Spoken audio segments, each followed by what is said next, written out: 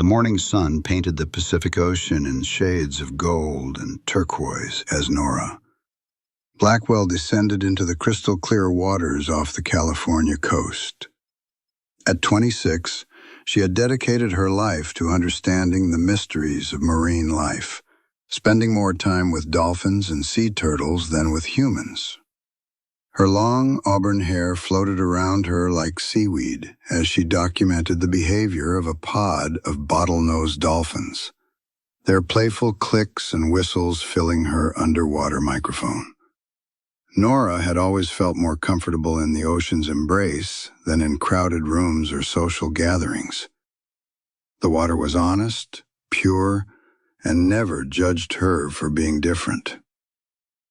Growing up in a small coastal town, she had been the quiet girl who preferred books about marine biology to parties, who dreamed of swimming with whales rather than dating the local boys. Her dedication to her work at the Pacific Marine Research Institute had earned her respect among her colleagues, but it had also left her personal life completely untouched. At 26, Nora had never been kissed, never been on a real date, never felt the rush of romantic love that others seemed to experience so easily. She told herself it didn't matter, that her work was enough. But sometimes in the quiet moments between research dives, she wondered what it would feel like to be truly wanted by someone. As she surfaced from her morning dive, Nora's research partner, Grace Chen, was waiting on the boat with an expression of barely contained excitement. Grace, a brilliant marine biochemist with an infectious personality, was one of the few people who could draw Nora out of her shell. "You'll never guess who just called the Institute," Grace said, practically bouncing as she helped Nora climb aboard. "Dylan Cross himself wants to fund our coral restoration project." Nora frowned as she pulled off her diving mask. Dylan Cross? The tech billionaire? Why would he be interested in marine conservation? "Apparently he's starting a new environmental foundation, and our research caught his attention. He wants to meet with the lead scientist personally." Grace paused dramatically. "That would be you, Nora."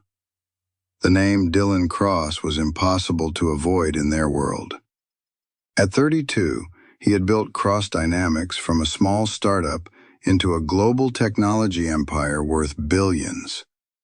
His face graced magazine covers, his quotes filled business journals, and his personal life was constantly scrutinized by tabloids. Nora had seen his picture countless times but never paid much attention to the headlines. About his romantic entanglements or business dealings, "I don't know, Grace, you handle the funding meetings. I'm better with the science than the schmoozing." "Nora, this is a $100 million grant we're talking about. This could fund our research for the next decade. Besides," Grace grinned mischievously, "I've seen his photos. The man is absolutely gorgeous." Later, Nora found herself in the elevator of Cross Tower, the gleaming skyscraper that housed Dylan's empire. She had chosen her most professional outfit, a navy blue dress that made her feel confident yet understated. Her hands trembled slightly as she clutched her research portfolio. It's filled with years of data on coral reef degradation and restoration techniques. The elevator opened directly into Dylan's penthouse office, a stunning space with floor-to-ceiling windows offering a panoramic view of the city and ocean beyond. But it wasn't the view that took Nora's breath. Await was the man standing with his back to her, looking out at the horizon. Dylan Cross was even more striking in person than in photographs. Tall and broad-shouldered, he wore a perfectly tailored charcoal suit that emphasized his athletic build. When he turned to face her, Nora felt her heart skip a beat. His deep blue eyes held an intensity that seemed to see right through her, while his dark hair was styled in a way that looked effortlessly perfect. There was a rugged handsomeness to his features, a strong jaw and high cheekbones that spoke of confidence and power. "Dr. Blackwell," Dylan said, his voice a rich baritone that sent an unexpected shiver down Nora's spine. "Thank you for coming. I've read your research on coral restoration, and I'm impressed by your innovative approach. As he approached her, Nora caught a hint of his cologne, something expensive and masculine that made her pulse quicken. She had never reacted to a man this way before, and it left her feeling off balance and flustered. "Thank you, Mr. Cross. I'm honored by your interest in our work," she managed to say, proud that her voice remained steady despite the chaos in her chest. Dylan gestured to a seating area away from his imposing desk, choosing instead a more intimate setting with comfortable chairs facing the ocean view. As they discussed her research, Nora found herself drawn not just to his obvious intelligence and business acumen, but to the way he listened intently to every word she spoke, asking thoughtful questions that showed he genuinely understood the scientific concepts. "Your passion for this work is evident," Dylan said after she had finished her presentation. "But I have to ask, what drives someone to dedicate their entire life to saving something most people never even see?" Nora felt heat rising her cheeks at the personal nature of the question. "The ocean gave me everything. It was my sanctuary when I felt like I didn't belong anywhere else. If I can help preserve even a small part of it for future generations, then my life will have meant something." Dylan studied her with those penetrating blue eyes, and Nora felt as if he could see into her very soul. There was something vulnerable in his expression, a flicker of understanding that surprised her. "I think we both know what it's like to find purpose in our work, when other aspects of life feel complicated," he said quietly. The conversation shifted then, becoming more personal.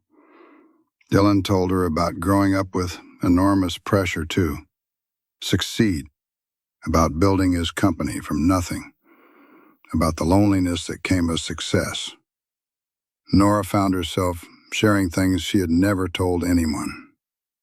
Her fears about being too different, her dedication to her work as a way of avoiding the complications of relationships, her dreams of making a real difference in the world. As the afternoon wore on, Nora realized she had completely forgotten this was supposed to be a business meeting. Dylan seemed to have forgotten too, his usual corporate demeanor replaced by something warmer and more genuine. "Would you like to have dinner?" Dylan asked as the sun began to set over the ocean. "I know a quiet place where we can continue our conversation." Nora hesitated. Everything about this felt dangerous. Not physically, but emotionally. Dylan Cross was exactly the kind of man who could turn her carefully ordered world upside down. "I should get back to the Institute," she said, though part of her desperately wanted to say yes. "Of course," Dylan replied, but she caught a flash of disappointment in his eyes. "The grant approval will go through our foundation board next week. I'll make sure you're notified of the decision." As Nora gathered her materials to leave, Dylan's hand briefly touched hers as he helped her with her portfolio. The contact was electric, sending warmth racing up her arm and making her breath catch. Their eyes met, and for a moment, the air between them crackled with an attraction neither could deny. The unexpected proposition over the next 2 weeks, Nora found herself thinking about Dylan Cross far more than was reasonable or professional.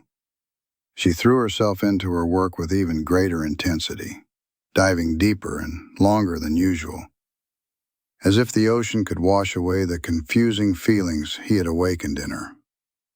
The grant approval came through with a phone call from Dylan himself, rather than the formal letter she had expected. "Congratulations, Dr. Blackwell. The Foundation Board unanimously approved your project. We'd like to discuss the implementation timeline."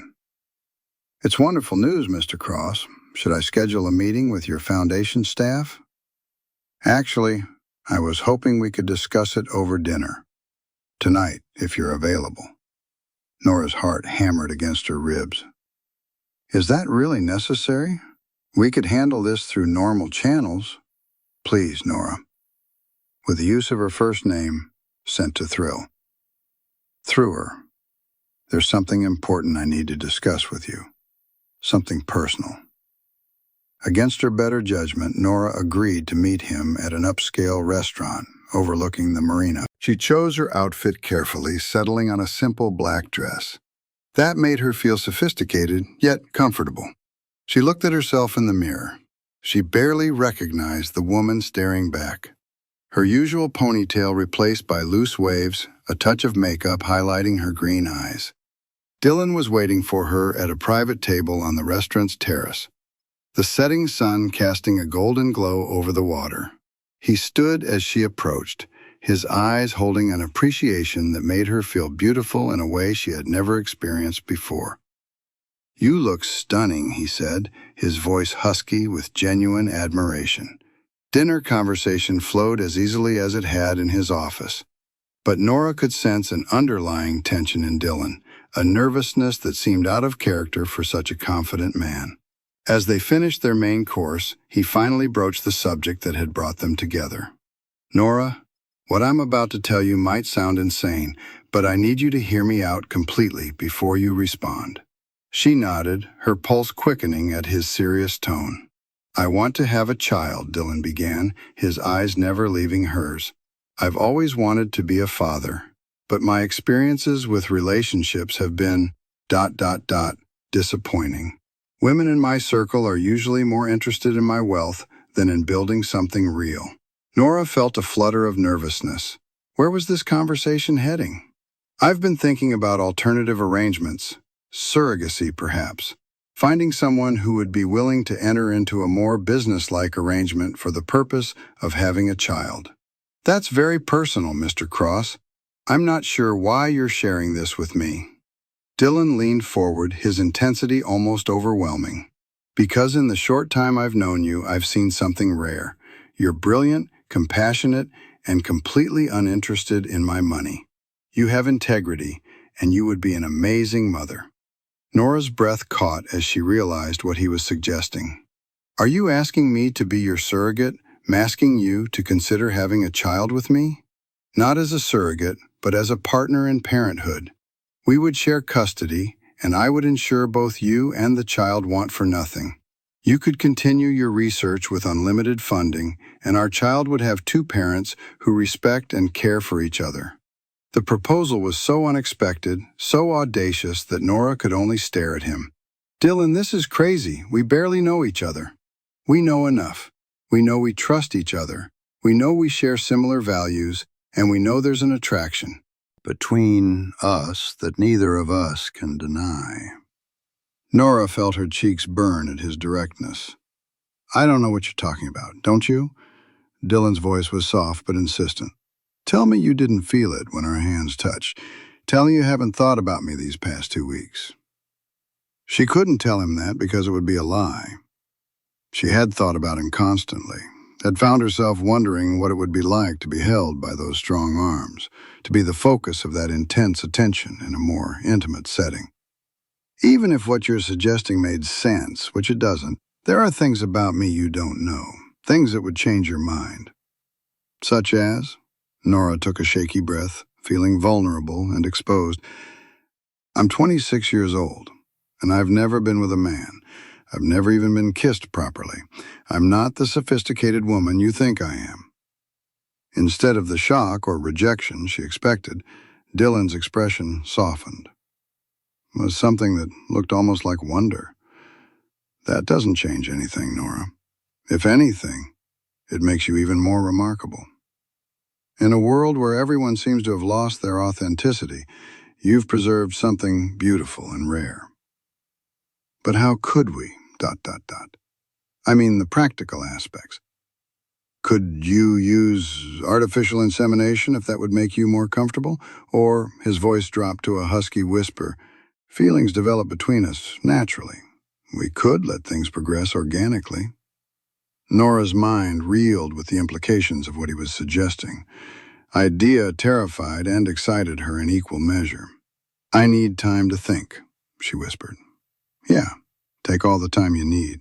But Nora, I want you to know that regardless of your decision, you've already changed something in me.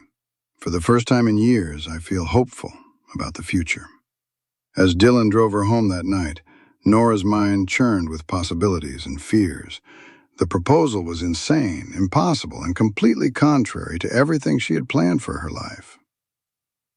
But as she lay in bed that night, staring at the ceiling and listening to the distant sound of waves, she couldn't deny that Dylan Cross had awakened something in her that she had never known existed. A longing for connection, for love, for the possibility of creating a family with someone who saw and valued the real her. The question that haunted her as she finally drifted off to sleep was whether she was brave enough to take such an enormous leap of faith, and whether her heart could survive the fall if things went wrong. For 3 agonizing days, Nora wrestled with Dylan's proposition. She dove deeper into her research, hoping the familiar rhythm of scientific work would quiet the chaos in her mind. But every time she surfaced from the ocean, she found herself thinking about the intensity in Dylan's blue eyes when he had spoken about wanting a child, about the way her body had responded to his nearness, about the possibility of a life completely different from the one she had planned. Grace noticed her distraction immediately. "You've been checking your phone every 5 minutes since you got back from that dinner. What happened with the billionaire?" Nora had told her friend about the grand approval, but kept Dylan's personal proposition to herself. How could she explain? Something so outrageous, so completely outside the realm of normal experience. "It's complicated," Nora said, which was perhaps the understatement of the century. "Everything's complicated when it involves that much money and a man who looks like a movie star," Grace replied with a knowing smile. "The question is whether it's the good kind of complicated or the runaway, screaming kind." That evening, as Nora sat on her small apartment balcony overlooking the ocean, her phone rang. Dylan's name appeared on the screen, and her heart immediately began racing. Low, she answered, proud that her voice remained steady. "I hope I'm not disturbing you." Dylan's rich voice came through the phone, sending familiar warmth through her chest. "I wanted to give you space to think, but I also wanted you to know that I'm here if you have any questions." "Actually, I do have questions. Many questions. Would you like to discuss them in person? I could come to you this time, an hour later." Dylan stood at her door wearing jeans and a simple white shirt instead of his usual business attire. The casual clothes somehow made him even more attractive, revealing the powerful physique beneath his professional facade. Nora had changed into a flowing sundress. She caught Dylan's appreciative gaze as she invited him in. Her apartment was modest, but beautiful. Decorated with underwater photographs she had taken during her research dives, and filled with books about marine biology. Dylan studied her personal space with obvious interest, as if trying to understand more about the woman who had captivated him so completely. "This is beautiful," he said, stopping in front of a stunning photograph of a coral reef at sunset. "Took this last summer in the Maldives? We were documenting the recovery of a reef system that everyone thought was beyond saving." And was it beyond saving? Nature is more resilient than we give it credit for, with the right care and protection. Even the most damaged ecosystems can recover and thrive. Dylan turned to look at her. "Like a physical force? Is that what you think about people too? They can recover and thrive with the right care?" The question was clearly personal, and Nora sensed they were no longer talking about coral reefs. I think everyone deserves a chance at happiness, even if they've been hurt before. They settled on her small couch, close enough that she could smell his cologne and feel the warmth radiating from his body. Nora forced herself to focus on the practical questions she had prepared. If I were to consider your proposition, how would the arrangements work? Custody, finances, living situations. Dylan had clearly thought through every detail. He would share custody equally. I would handle all medical expenses, education costs, and ensure our child has every opportunity. As for living arrangements, we could start separately and see how things develop naturally. And if this arrangement didn't work out, if we disagreed about parenting decisions, or if one of us wanted to end the partnership, we would work it out. Like adults, always putting our child's best interests first. But Nora, I need you to understand something. He shifted closer, his hand reaching out to gently touch hers. This isn't just about having a child anymore. These past few days, I haven't been able to stop thinking about you. The contact of his skin against hers sent electricity racing up her arm. Dylan, this is moving too fast. We barely know each other. Then let's get to know each other, he said softly. Let me take you on a real date. Let me show you who I am when I'm not trying to close a business deal. Against every rational thought in her head, Nora heard herself saying, yes. The courtship, their first official date, was unlike anything Nora had imagined. Instead of an expensive restaurant or exclusive club, Dylan took her to a small, family-owned Italian place in a quiet neighborhood. The owner, an elderly man named Antonio, greeted Dylan with the warmth of an old friend. This is my favorite place, in the city, Dylan explained, as they were seated at a cozy corner table. No paparazzi, no business associates, just good food and honest conversation. Over plates of homemade pasta and glasses of wine, Dylan told her about his childhood, the pressure of growing up as the son of a successful businessman, the loneliness of boarding schools, the drive to prove himself that had pushed him to build his empire. He spoke about the betrayal by his ex-fiancée Victoria, who had been secretly documenting his financial information to sell the competitors, while planning to leave him after a quick marriage and divorce.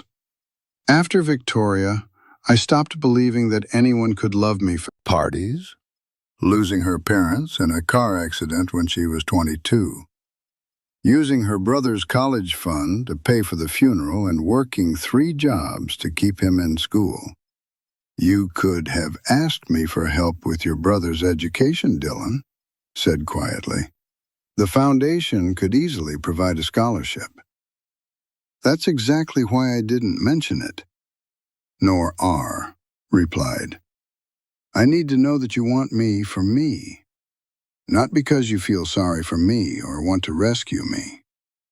Dylan reached across the table and took her hand, his thumb tracing gentle circles on her palm. Nora, what I feel for you has nothing to do with pity. You're the strongest, most genuine person I've ever met. As they walked along the beach after dinner, their hands intertwined naturally, the moonlight reflected off the waves, creating a path of silver light across the water. When Dylan stopped and turned to face her, Nora felt her breath catch. No, this is all moving fast, he said, his hands coming up to frame her face. But I need you to know that my feelings for you are real. This isn't just about the arrangement anymore. What are you saying? I'm saying that I'm falling in love with you, Nora Blackwell, and I want to know if there's any chance you might feel the same way. Before she could respond, Dylan leaned down and kissed her. It was soft and gentle at first, a question rather than a demand. Nora felt as if fireworks were exploding in her chest as she kissed him back, her arms coming up to wrap around his neck. When they finally broke apart, both were breathing hard. "That was my first real kiss," Nora whispered against his lips. "Then I'm honored to be your first," Dylan replied, his voice husky with emotion. "And if you'll let me, I'd like to be your first in many other ways, too." The arrangement becomes real over the next month. Dylan courted Nora with a patience and tenderness that left her completely enchanted. He brought her lunch at the research institute, accompanied her on diving expeditions despite his fear of deep water, and spent evenings in her apartment discussing everything from marine conservation to their dreams for the future. Their physical relationship progressed slowly, with Dylan always following Nora's lead. He seemed to understand instinctively that her inexperience required gentleness and patience. Their kisses became more passionate, their embraces more intimate, but Dylan never pushed for more than she was ready to give. It was during a weekend trip to his family's beach house that Nora finally made her decision about his proposition. They had spent the day sailing, with Dylan teaching her to handle the boat while she pointed out marine life in the clear water. As they watched the sunset from the deck, Dylan's arms around her from behind, Nora felt a sense of completeness. She had never experienced. "I've been thinking about your offer," she said quietly. Dylan's arms tightened around her. "And I want to say yes, but not the way you originally proposed it." "What do you mean?" Nora turned in his arms to face him. "I don't want this to be a business arrangement. I don't want artificial insemination or separate lives that occasionally intersect for our child's sake." Dylan's eyes searched her face. "What do you want?" "I want us to try to build something real together. I want to see if what we have can grow into the kind of love that lasts a lifetime. And if it does, I want to have your children. Not because of a contract, but because we love each other." Dylan's response was to kiss her with a passion that took her breath away. When they broke apart, his eyes were bright with unshed tears. "Are you sure?" "Once we cross this line, there's no going back." "I'm sure," Nora whispered. "I love you, Dylan. I want to build a life with you." That night, in the master bedroom of the beach house, with the sound of waves crashing outside the windows, Dylan made love to Nora with a reverence that brought tears to her eyes. He took his time exploring her body, teaching her about pleasure while learning what made her gasp and moan with delight. When he finally joined with her, it was with a gentleness that made their connection feel sacred. "I love you," he whispered, against her neck as they moved together in perfect rhythm. "I want to spend the rest of my life loving you." "I love you too," Nora replied, amazed at how right it felt to be in his arms, to be joined with him so intimately. Afterward, as they lay tangled in the sheets with moonlight streaming through the windows, Dylan traced lazy patterns on Nora's bare shoulder. "What happens now?" she asked. "Now we see what the future holds," Dylan replied. "But whatever comes, we face it together." The unexpected news, 6 weeks after their first night together, Nora began feeling unusually tired during her morning dives. At first, she attributed it to the excitement and changes in her life.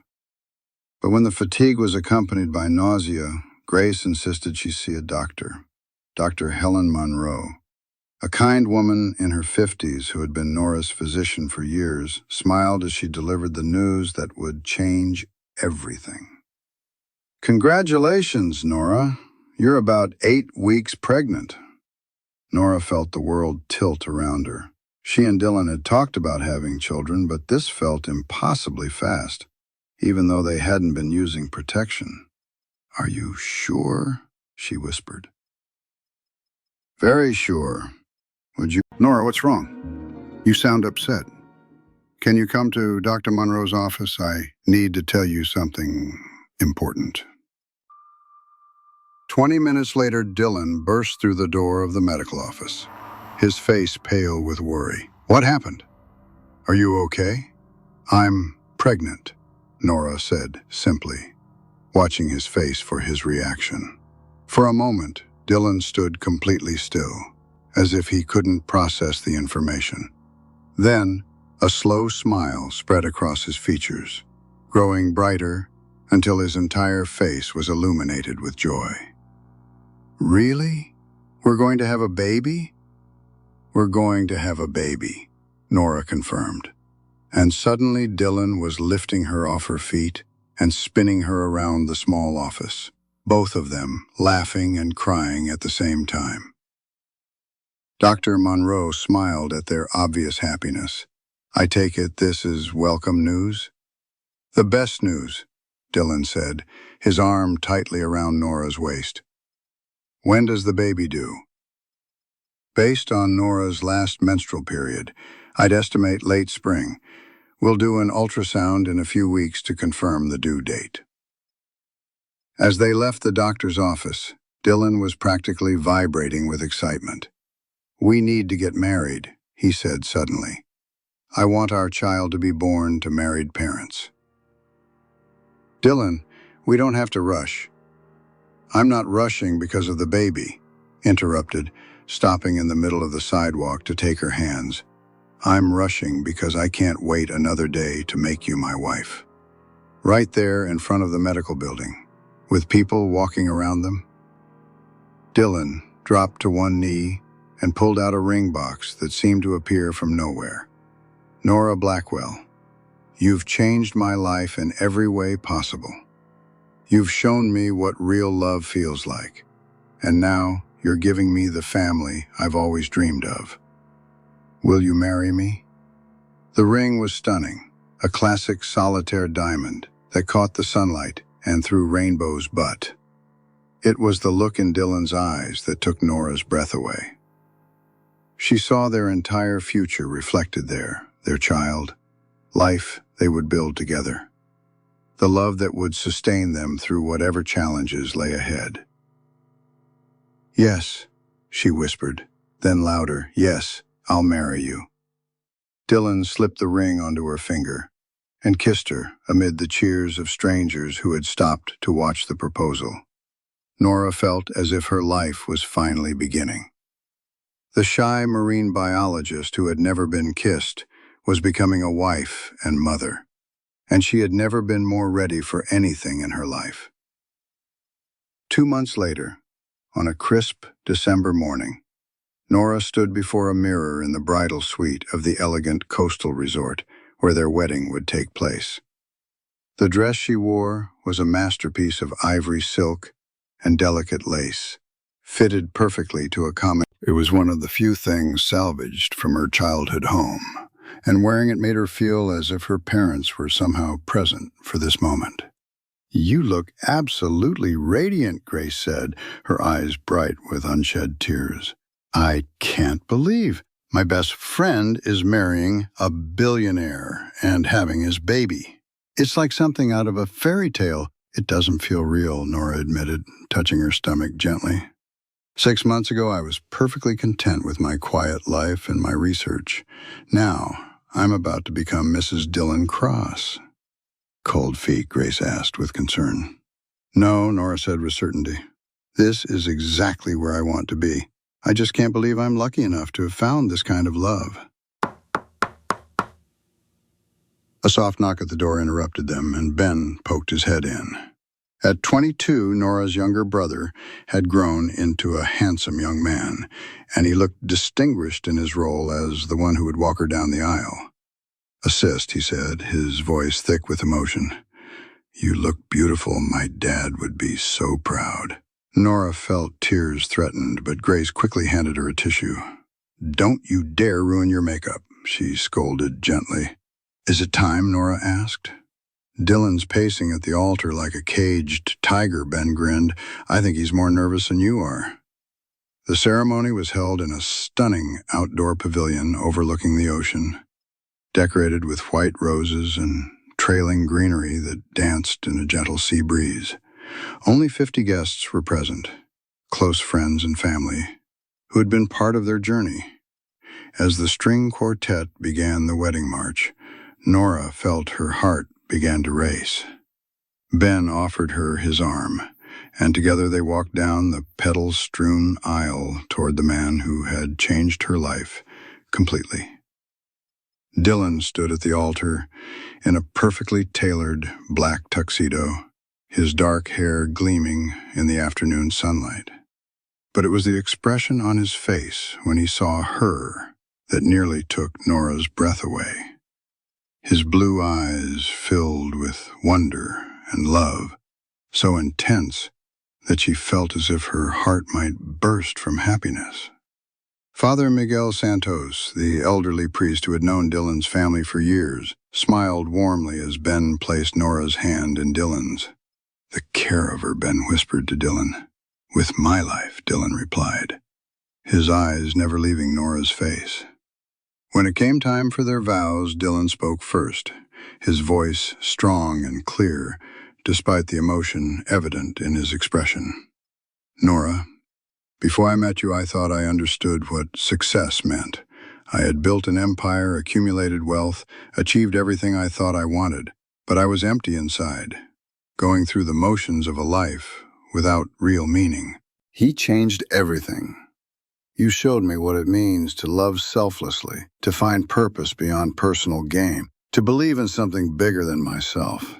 You're carrying our child, but you've also given birth to the man I always wanted to be.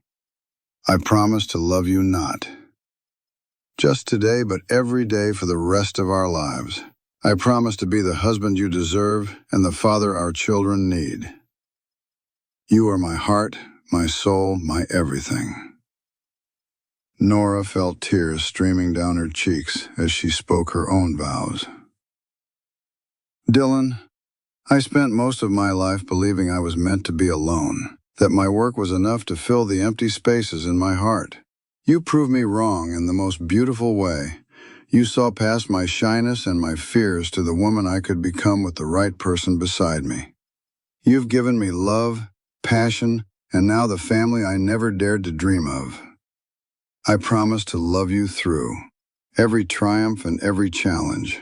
I promise to be your partner in building not just a family, but a legacy of love that will last for generations. You are my anchor in every storm, my light in every darkness." When Father Santos pronounced them husband and wife, Dylan's kiss was gentle, but filled with promises for their future together. The small congregation erupted in tears and applause as the new Mr. and Mrs. Cross walked back down the aisle. Hands intertwined, faces glowing with happiness. Honeymoon paradise there. Honeymoon was spent at a private villa in the Maldives, the same waters where Nora had photographed a recovering coral reef. Dylan had chosen the location specifically so she could combine relaxation with her passion for marine research. But he had underestimated how much pregnancy would change her diving abilities. "I feel like a whale," Nora complained on their third morning as she struggled to fit into her wetsuit. At 4 months pregnant, her body was changing rapidly, and the tight diving gear was becoming uncomfortable. "You're the most beautiful whale I've ever seen," Dylan said, wrapping his arms around her from behind and resting his hands on her growing belly. "And in a few months, this little one is going to be swimming with us." "What if I'm a terrible mother?" Nora asked suddenly, the fear that had been lurking in the back of her mind finally surfacing. "I don't know anything about babies. I've spent my whole life studying fish, not children." Dylan turned her around to face him, his hands cupping her face gently. You have more love and nurturing instinct in your little finger than most people have in their entire bodies. Look how you care for the marine life you study, how you supported your brother through college, how you love me, even when I don't deserve it. Our child is going to be the luckiest kid in the world. That afternoon, they snorkeled in the shallow lagoons instead of diving, Dylan holding Nora's hand as they floated above gardens of coral and water so clear it felt like flying. She pointed out different species of fish, her excitement infectious as she shared her knowledge with her new husband. There, she said, pointing to a graceful manta ray gliding beneath them, they can live for over 20 years and have the largest brains of any fish. Some researchers believe they're capable of self-recognition. It's like looking in a mirror and knowing it's you. Exactly, Nora smiled, squeezing his hand underwater. Intelligence comes in so many forms. I think our baby is going to be incredibly smart. Growing up with access to both worlds, the ocean and technology. That evening, as they sat on their private beach watching the sunset paint the sky in brilliant oranges and pinks, Dylan surprised Nora with a gift. I know we said no gifts except for each other, he said, producing a small, wrapped box. I couldn't resist. Inside was a delicate gold necklace with a pendant shaped like a tiny sea turtle, its shell embedded with small diamonds that caught the fading light. It's beautiful, Nora breathed, but why a sea turtle? Because they're born on land, but spend their lives in the ocean. It's like our child will be born into my world, but carry your love of the sea. Aiden, because they mate for life and travel thousands of miles to return home to each other. Just like I'll always find my way back to you. The challenges begin. They return to reality after the honeymoon brought unexpected challenges. Dylan's business required him to travel more than either of them had anticipated, and Nora struggled with the nausea and fatigue of her second trimester. The tabloids had discovered their marriage and were relentless in their pursuit of information about the mysterious marine biologist who captured the billionaire's heart. One particularly difficult evening, after photographers had followed Nora to the research institute and disrupted her work, she came home to find Dylan in his study, talking urgently on the phone with his legal team about increasing their security. "Is impossible," Nora said, sinking into the chair across from his desk. "I can't do my job with people following me everywhere. The marine animals are sensitive to disturbance, and my colleagues are starting to feel uncomfortable." Dylan immediately ended his call and came around the desk to kneel beside her chair. "I'm so sorry, sweetheart. I know this isn't what you signed up for." "Signed up for you," Nora said firmly. "I just didn't realize how complicated your world would be." "We'll figure it out," Dylan promised. "I'll hire the best security team money can buy. We'll set up a private research facility where you can work without interference, whatever it takes. I don't want to be locked away in a tower, Dylan. I want to be able to live my life." That night, as they lay in bed with Nora's head on Dylan's chest, and his hand resting protectively on her belly, they talked about finding balance between his public life and her need for privacy. "Maybe we could split our time," Dylan suggested. "Spend part of the year here in California where you can do your research. Part of the year somewhere more remote, where we can have complete privacy." "Where did you have in mind?" "Looking at a property in the Pacific Northwest. It's on a private island with its own research station. We could make it our sanctuary."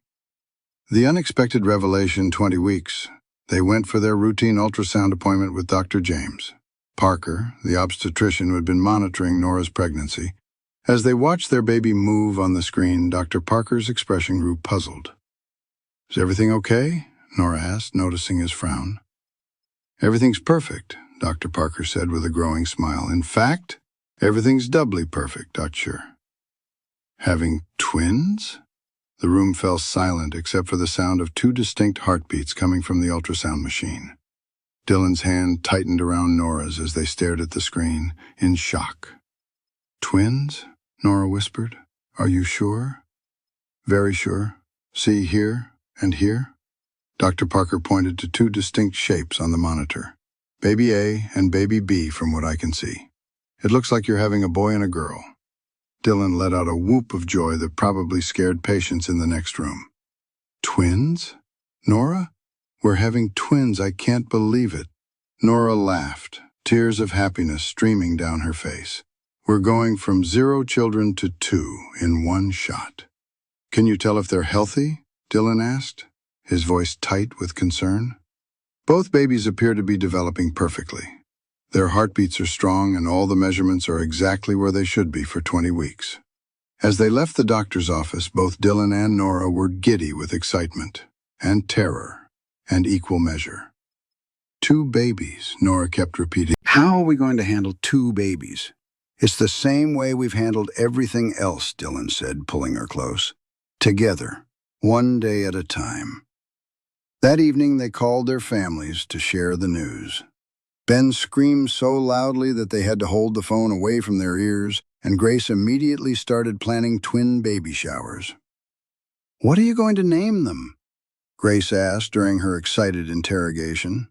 Nora and Dylan looked at each other. They had been so focused on adjusting to the idea of one baby that they hadn't even begun to think about names. We have 4 months to figure that out, Dylan said. Right now, I'm just trying to wrap my head around the fact that we're going to have 2 perfect little miracles. Building there forever, as Nora's pregnancy progressed into the 3rd trimester. Dylan threw himself into preparing their home for the twins with an intensity that was both endearing and exhausting. He converted to adjoining rooms into the most elaborate nursery Nora had ever seen, complete with an aquarium wall displaying tropical fish and a ceiling painted to look like an underwater scene. Don't you think this is a little over the top? Nora asked, watching him direct the installation. Of a custom-built changing station that looked like it belonged in a luxury spa? Nothing is too good for our children, Dylan replied, stepping back to admire his handiwork. I want them to know from the moment they're born that they're loved and valued. They'll know that because we love them, not because they have designer cribs. Dylan paused in his preparations and came to sit beside Nora on the nursing chair he had imported from Italy. You're right. Going overboard because I'm scared. Scared of what? Of not being good enough? Of failing them the way my father failed me by always being too busy, too distant? I want to give them everything I didn't have. Nora took his hands in hers, feeling the baby kick strongly against her ribs, as if responding to their father's voice. Dylan, the most important thing you can give them is your presence, your attention, your love. They don't need perfection, they need you. 1 month before her due date, Nora woke up in the middle of the night with sharp pains across her belly. At first, she thought it was just the usual discomfort of late pregnancy. But when the pains became regular and intense, she knew something was happening. Dylan, she whispered, shaking his shoulder, I think it's time. Dylan was instantly awake, his training as a business executive kicking in as he efficiently gathered their hospital bag and helped Nora to the car. But she could see the fear in his eyes, the way his hands shook slightly as he started the engine. It's going to be okay, she said, reaching over to squeeze his hand. We're ready for this. Are we? I feel like I have no idea what I'm doing. Neither do I, Nora admitted, but we'll figure it out together. The birth of Forever Luna Rose Cross was born first at 3:47 a.m., weighing 5 pounds, 2 ounces.